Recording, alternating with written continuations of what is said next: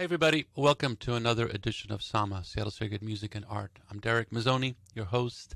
Thank you for being here. Thanks for taking the time. I hope you're well, and I hope you are enjoying the programs that we've been creating for you. I have a special one today, an artist that I've been following for a little bit. His name is Narayan Sijan. He is a composer, a songwriter who works in a space combining different musical traditions and wrapping them in a beautiful envelope of electronics and intention, musical intention, to create bridges, I would say. The band is called Karavan Sarai. And as I said, it's a bridge fusing ancient global melodies from Arabia to India and original compositions with modern electronics. The group's latest album is The Moon Within Reach, and it exudes a nice mystical energy. It's a great vibe. I've been listening to it quite a bit. And we're going to be talking to songwriter Narayan Sijan. And he found his inspiration for the album, especially the opening suite, in the silence and sound of an ancient sarai in today's Egypt. Now, a sarai is a place along the caravan, Silk Road routes, where mystics, merchants, musicians, all types of people would gather for the night, eat some food, share stories, and that's in many ways how culture and music especially disseminated from the East and moved into the West. It is a mystical, magical place, and I'm stoked that he took that energy and created this music. So we're going to be chatting with Narayan, and we're going to hear about life, love, the hell's going on in the world right now, musical inspirations, and where he and the band would like this to go. A quick note also, his producer on this is my dear friend Carmen Rizzo, who I've had on Sama in the past, and also had his band, one of his bands, Niaz, on a little while ago. So there's a bit of a thread there that I like as I've been producing and creating Sama during COVID, and able to share you the evolution and the manifestations of these stories. So right now on Sama, Narayan Sijan. We're going to be also seeing a couple of videos and some music of this. And, you know, I'm going to change my pace right now. I'm going to start with a video so you can get a chance to see the artist's work, and then you have a sense of what we're going to be talking about. I think it makes sense. So this is The Journey Part 2, Karavan Sarai on Sama, Seattle Sacred Music and Art. Hope you like it.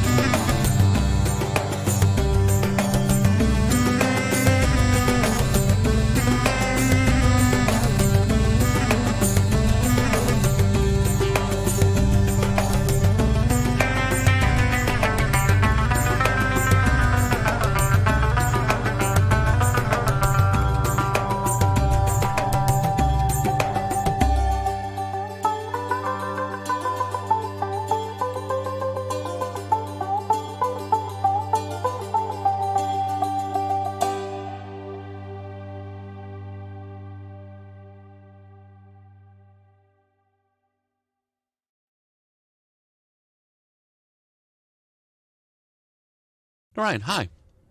Hi, how you doing? I'm good. Thanks for being here. It's great being here. How's life? Catch me up. Woo!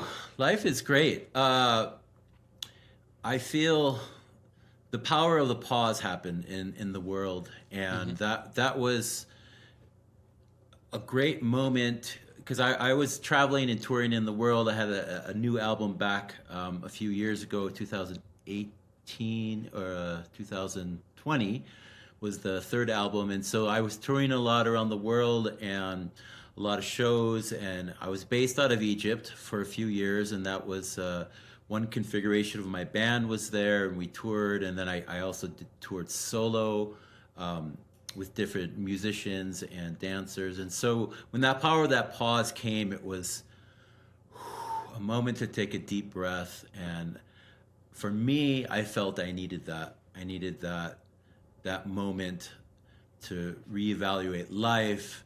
And so it was a special time. And so from that moment, I actually was stuck in Thailand. I was on tour in New Zealand, Australia, headed to Thailand as just a few day holiday, I guess, break before I was on going to North America on a tour. And I basically got into Thailand. Within 3 hours, the borders shut. They didn't let anyone in or out. And the world came to that pause. A screeching halt. And so I was stuck on an island in Thailand eating coconuts and green curries. It was really horrible. That's not a bad life. That's not a bad life. It seems that you've kind of figured it out, Narayan, and how to do this particular time and space that we get in this dimension. I sound like such a poser, but I'll roll with it. But it is. It's like, you're traveling. You found a way to actually spend time there, so you're not a tourist, and you're actually creating music with fellow human beings in those places, which forces you to interact in a way that most people don't. As a creative collaborator, as a participant, as a somebody making an offering and receiving something at the same time. And I find that's really the best way to travel because it stays with you. And you're creating music out of these experiences. I read your bio. You've been traveling. I love the fact that you kind of broke it down into like, dude, it's $100. That's all that I could work with. And I was able to actually make that happen. So that's wonderful. In many ways, that's like a dream come true. But most people don't have the courage to make that work. So I want you to tell me a little bit like where you got the courage to do it. But first off, we just saw a video, The Journey Part 2. Tell me about the song. Tell me about the video we just saw. Well, Part 2, the whole song, The Journey, is a song off the first album, Woven Landscapes. And the Part 2 it's a more of a celebrative, imagine yourself in that desert, the Thar Desert, it was inspired by the Rajasthani part of India, of the Thar Desert, and then it was a section of a song, melody from Kashmir, India. So those two elements, and then I did some original compositions, and then the song evolved, and that's kind of how my music is that I'll have a certain foundation or idea, and then it just builds and builds. And so then later on, I was playing the song somewhere with a friend from the Middle East, and we're playing, and some Moroccan man comes in. He's like, "Oh, I know this song." I'm like, "Really?" I'm like, "It's kind of, original, kind of traditional." And he starts singing this Moroccan song, and that's the words that were put into this Part 2 recently, like within the last year or so. And so now there's a Moroccan song within the Rajasthani, within the original, within the Kashmiri, and then you have, Carmen Rizzo's modern electronica, because I'm playing oud and singing. So yeah, we call it pixie dust. Exactly. He's the magician that, glues it all together and gives it birth. It's alchemy. It's kind of a sacred alchemy. Yeah. And that's what I feel we're doing. No, I'm a fan. And then we have a dancer, and that song was Shireen Shamsdiba, and she was dancing. She's a amazing Persian dancer, and so and that's there it is. That was it. That was perfect. That was, Thank you. So let's go back to my initial question. Where'd you get the kahunas to live your life, like the way you're living it? I had no choice. The only other way was I wouldn't have been completely happy, and I was following my heart, and a lot of that was taught through my parents. They both are famous artists, and they supported me to always follow my dreams, and I kind of took it to a higher level than they ever imagined. And so in the 90s, it was tough on them because I dropped out of school. I was in India before I was 21, and living there before the internet, before cell phones, and barely any contact for... You could have been living or dead. They wouldn't know. Yeah, and I remember 8-9 months went by and they had no idea, and I was deep in the Himalayas or some gypsies or some all the experiences of India, and so it was I think it was a internal drive, also just wanting to explore the beauty of the world, the spirituality of the world. I was very interested in the mysticism. Growing up in America, sometimes, at least in those 70s and 80s, it was still coming about, the mystical side of America that's more popular now. But so I was on a quest, and that turned into a musical quest, because music was then my meditation. It was how I communicated with the spirit, and then communicated with the locals, and that was the most beautiful thing, because I grew up as an artist, and then it changed to music, and that was the bridge to talk with the people without words, because I didn't always speak the language. So musically, we could speak, and they would accept me. I would, So it was a beautiful experience. Were your parents musicians? Were there other musicians around you that kind of taught you the way, or was this more of like a self-taught thing? Some of the families were. My parents were famous visual sculpture and visual artists. I did grow up in, like, some of my heritage. My main heritage was Balkan, and so I did get influenced by going to these Balkan days, and going to the church and the school. Yep. And so just hearing those music beats, even, they were strange when I was young, but they got in there. Yeah. It's powerful stuff. It's a particular language, and it does work. You can see where it originated, Rajasthan especially, and continued to evolve, and now you have these threads. I don't want to get all ethnomusicological about it, talk about where this begins and this, but it works. It has a particular kind of sound that automatically takes you there. It's not like this, oh, what is this? It's like, oh, I get this. This is how I'm to feel and to move and to grow.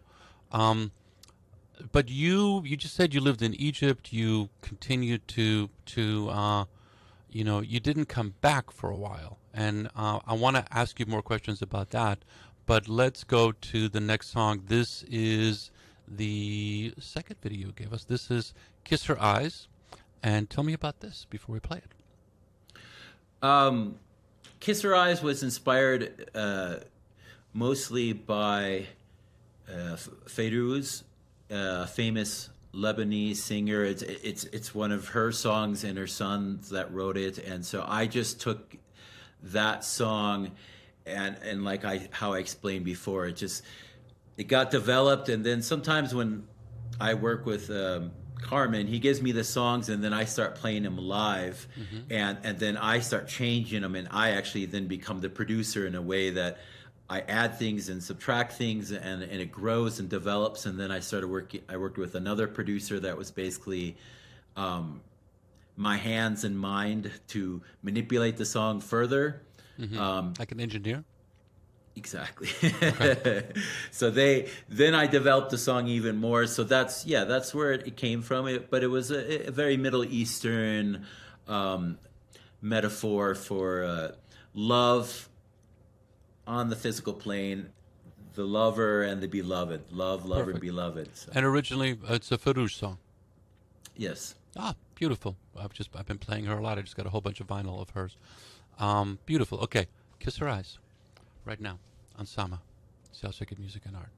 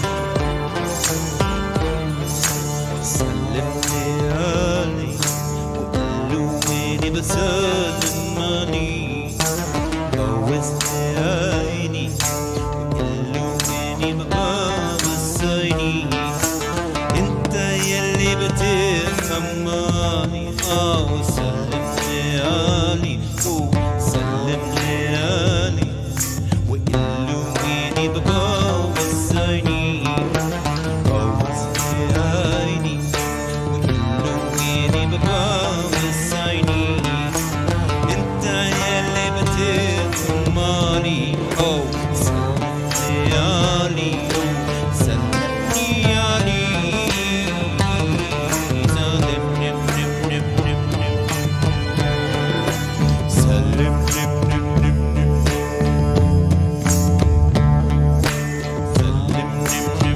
نم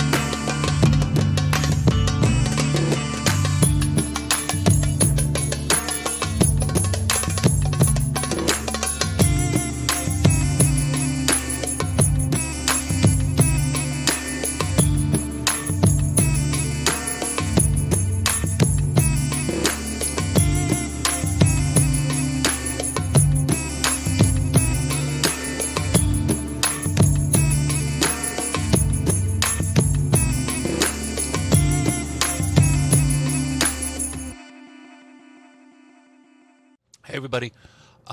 That was Karavan Sarai. I'm here with Narayan Sijan. Still remembered it. Awesome. Kiss Her Eyes, originally penned by, not originally sung by Farouj. And we're talking about life and journeys and new music and releasing music and travel and being in different parts of the world. So, Narayan, why Cairo? Why at that particular time? Because it was in the middle of, convulsive revolutions. So obviously it might have made the music scene and the cultural scene very interesting, as often does. But what made you want to spend time in Cairo? Well, the first time I went to Cairo was even more of an interesting time because it was a month after the 9/11 attacks. I actually had a plane leaving New York around just those days, and then so it was obviously delayed. So I couldn't leave New York for another month, and the second the flights were available, I was out of there. So I went to Egypt originally because it's what attracted me musically. I love it's a Caravan Sarai is one of those. The inspiration of my band is it's hubs where cultures and people would come, and so a sarai is like a hotel or a hub or a palace along those caravans. So that's exactly what Cairo is, from the pharaonic ancient times. So they have all these very mystical ancient times to now it's the center of Africa and the Middle East. Everyone comes to Cairo to share their arts, or it's a very strong artistic hub. So I went there to learn oud and vocals and breathe, eat, be part of that culture. So yeah, I found myself there the first time 2001. I guess that was 2001. Okay. And you found community pretty quickly? You found that you could be there? Yeah, I just got a one-way bus ride. Actually, I came from Israel, Palestine, Israel, and then through Sinai, and I arrived in Cairo. And I purposely didn't have any guidebook or anything. I just arrived, and the first night, because that way you talk to people, and that was the special thing about those days too is that you couldn't look everything up on the internet. At least it was still new, and I didn't have a computer, and it was very rare to have that in Cairo at those days. So you talk to people like, hey, do you know where the musicians, where the artists, where the poets hang out? Where do they play chess? Where do they smoke shisha and drink tea? So that night, within that night, I was hanging out with all the greatest like musicians and like playing music, and found out a place to live. And so I just let the universe guide me. And most of the times that magic would. Most of the, yeah. I mean, I travel too. I understand. Most of the time, it's great. Sometimes it's like, but that's even part of the mystical journey. It's like, yeah. Sometimes you just have to have patience, and like if you have time, then it'll unfold because you'll start connecting. Yep. But if you're on a time line schedule, then you get a little more pressure, and that's. Yeah. But if you're there and you're committed, which is nice, which goes me back to my initial point. You figured out how to do life well during this particular dimension, because it seems like you're not trying to hit a deadline per se. But speaking of deadlines, the record is the Moon Within Reach. Why the name? The Moon's Within Reach. I feel that with life, if we do not expect, if we don't expect something to happen, or, oh, I did this, now I expect, or today I expect something to happen, and you just accept.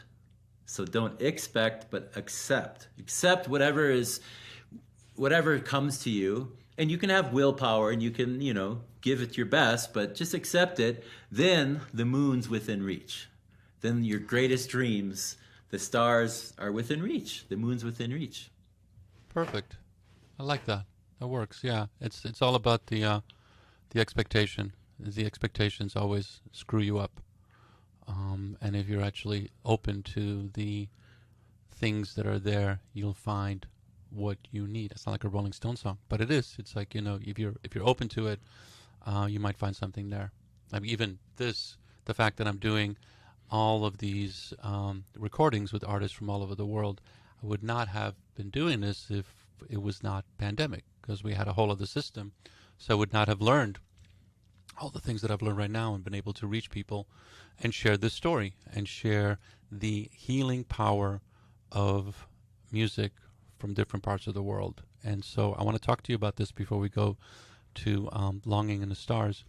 I find that the music that you're focusing on, the instrumentation that you're focusing on, whether it's the oud or the zaz, the type of dancers that you have, that even the type of electronics that you're incorporating with Carmen, there's an intention there, and that intention is to open up hearts. It's just like, how do you open this up in a way that people's expectations are tossed aside, and they're actually able to receive that, not so much a message, but that kind of intention where it's like, this is one humanity, we're living in a world together, we're here in this one dimension, and we have an opportunity to just learn from each other and grow as humans and connect instead of like disconnect.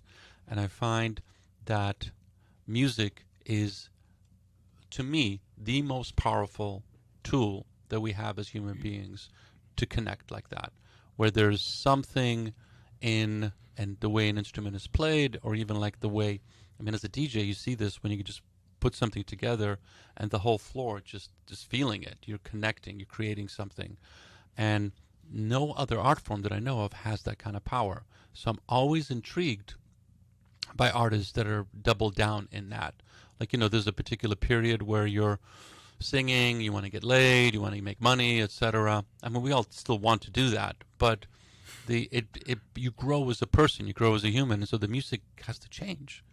It's like you go to I had been gone a long time, but you see like a band you were into in your youth, and they're still playing the same songs, and you're like, wow, what's happened in your life? I get it, you make money, but it feels like as artists, And as artisans who actually transform this, it's a really powerful tool that I didn't know until, just a few years ago, how powerful it could be, until I saw certain musicians that just created a transcendent experience. And you decided to spend your time in, it's interesting also in the name of the band, but also you spent your time in these places where that is the music. It's improvised. You're improvising because you're feeling something, and so it's present there. And also, you decided to call your band Karavan Sarai, that's where that stuff happened, because artists would come from different parts of the world, and other musicians would get their minds blown. It's like, what is this instrument? How did you make that kind of thing happen? So I just gave you a bit of a lecture, but I had to tell you why I'm doing Sama.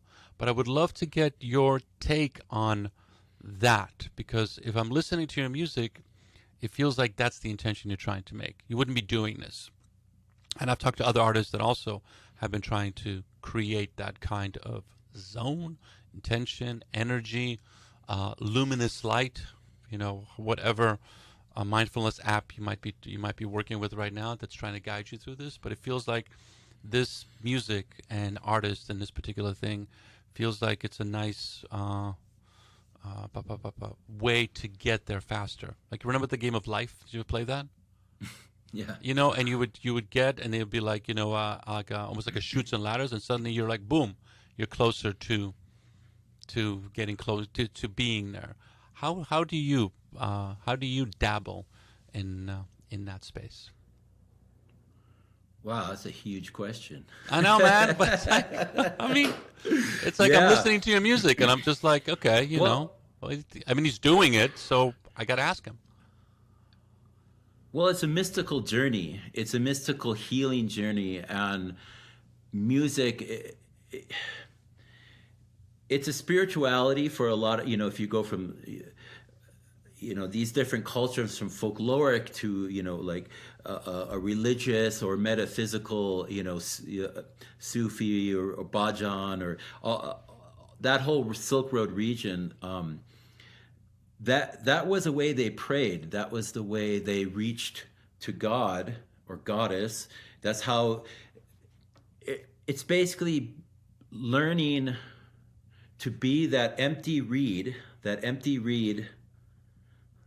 bamboo, however you want to say that, the empty reed that when the wind blows through it, when the wind blows through us, that spirit, we're connected and we have our fullest potential as humans, and so letting that spirit flow through us at all times, not trying to hold on to what, that's mine, or I made that. It's like, well, the holes are in me and I played the song, but the spirit is really what we try to connect to as these kind of musicians, these kind of artists, and you can take it to a deeper level, sound healing, like in Egypt and Persian Empire, the Indians, they all had very detailed systems of the season, the time, that you'd play these songs, and then actual spaces that were like sound healing hospitals, actually. And so people would go there to get well. And so that's what we're doing as humans, but through music, that vibration is the universal creation story. It really is. It's like you have in Hinduism and Islam, you have in all these pre-religious, there is the sound in the Bible. The first there was the sound. So that Benedictine vibration, monks, Christians, that vibration is before I even speak a word, and I see you see me. It's that feeling, that vibration. That's that musical wave that we give off. And so music is just an expression of that. And so it's a beautiful way to tune every day. As a musician or as a human, we have to tune ourselves so we create a more harmonious existence, and then we can attract from that universe our wildest dreams. And then the moon's within reach. Perfect, dude. That's it. Boom. I want you to credit the artists. Please credit the dancers we had on, and also who are some of the other artists that are on the record. Um, yeah, so the dancers, the journey was Shireen Shams Diba. On Kiss Her Eyes was Sonia Ochoa, and the other musicians, the woman singer that you saw in the videos, and she was a guest musician on one of the new songs of the new album. And the new album was a little bit more on the ambient, expanded songs versus the other albums, which were a little more tighter. So I kind of wanted that more chill soundscape. The woman singer was Tabea. And then there was obviously Carmen Rizzo on the pads and electronics and all the things he does exactly, bass and then Hamid, which people know from Opium Moon. He did a few tracks for me that I cut him up. He was on Santor, and I just cut him up and we did a song. Yeah, you heard that one. And then one other song, a boat instrument, is Gary Haggerty. He was with Stella Mara and great musician from the Bay Area. Awesome. Yeah. Awesome. So you're not touring right now. Well, you might be touring. I don't know. I do random shows, but it's a tricky time, of course. Okay. There is talk of doing more shows in the Middle East. We'll see when that is. The next Europe and then You'd be perfect for an ecstatic dance set, and that thing is sprouted all over the place. It has. That's a great reminder of tapping into that. And they spend coin. They want to have like a full effect with that. So think on that, especially on the West Coast. It's like there are people. They're a community. People have spent this time staring at screens, but they have also tried to create a community and to build around that. I'm shocked at how many of my friends are doing 80s sets on Twitch right now. It's just straight up DJ with videos. It's like, this is a thing? It's like, yeah, it's a thing. It's like, all right. So looking at artists such as yourself is like, you can actually put this out and share this. There are people out there that will be looking quite eagerly, receiving some of the things that you would be presenting. When you were in Cairo, I want to ask you a quick question, because I've been following. And when I started this, I started looking into healing musical traditions throughout the world. And obviously, you're going to find yourself in Gnawa in Morocco, Zikir, and other the whirling dervishes and other Sufi traditions. But in Egypt, there's the Zar tradition. And did you spend any time in Cairo with those musicians like Mahazer and others that were specifically looking at like healing rituals and trance rituals within there? Because I found that to be an intriguing space as people are dealing with COVID neurosis and how we're dealing with this. Did you spend time there? Yes, there are actually a lot of friends of mine are I'm very close with them. I spent a lot of these hubs of this kind of music. They have the whirling dervishes, the tonur dancers, and then the zars, and I was very close to and involved, being part of their music, learning from them, learning about their drum beats, their songs, their words, being part of their rituals. And it's if you go into it's a little bit of a taboo thing. Unfortunately, Sufism is that kind of rebellious aspect of mysticism and the traditional religions of the world. No matter what, they don't always like that. It kind of goes against their system. So it's actually a little bit hush hush in Egypt, and you can only share it publicly so much before you can get in trouble, actually. So it's a lot of it's underground. I was so influenced by the trance, the movement of because of the experience. And so I would sit with them and learn and be like, Okay. what was that drum beat, or what was the thought, or really dive deep in with them. And so and then one of my musicians, he on my previous album, he is a Argul player, Amin Shaheen, and he's a Gajar, gypsy, and his parents, he is the same family of the movie La Chaudrome, and that whole culture of this kind of spiritual music too, and so he was very involved with that, and I toured. He was in my band. We toured a lot, did a lot of shows in Egypt, and I just talked to him like 2 days ago. Like, he called me up, so we talk still. He really wants me to come back, and I have some good ideas. Or bring them here. Well, that was when he was saying, he says talk to. It was one thing that was underway before the COVID thing hit, but I would love to bring them here, and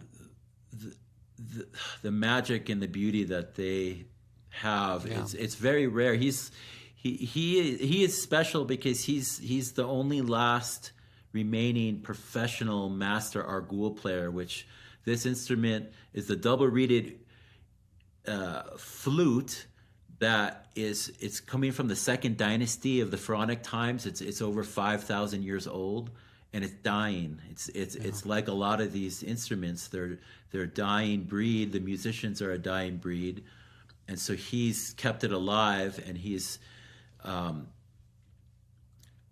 I'd bring it to the States. I would love that. This is perfect. Narayan, thank you so much. This is awesome. Please bring these artists in, because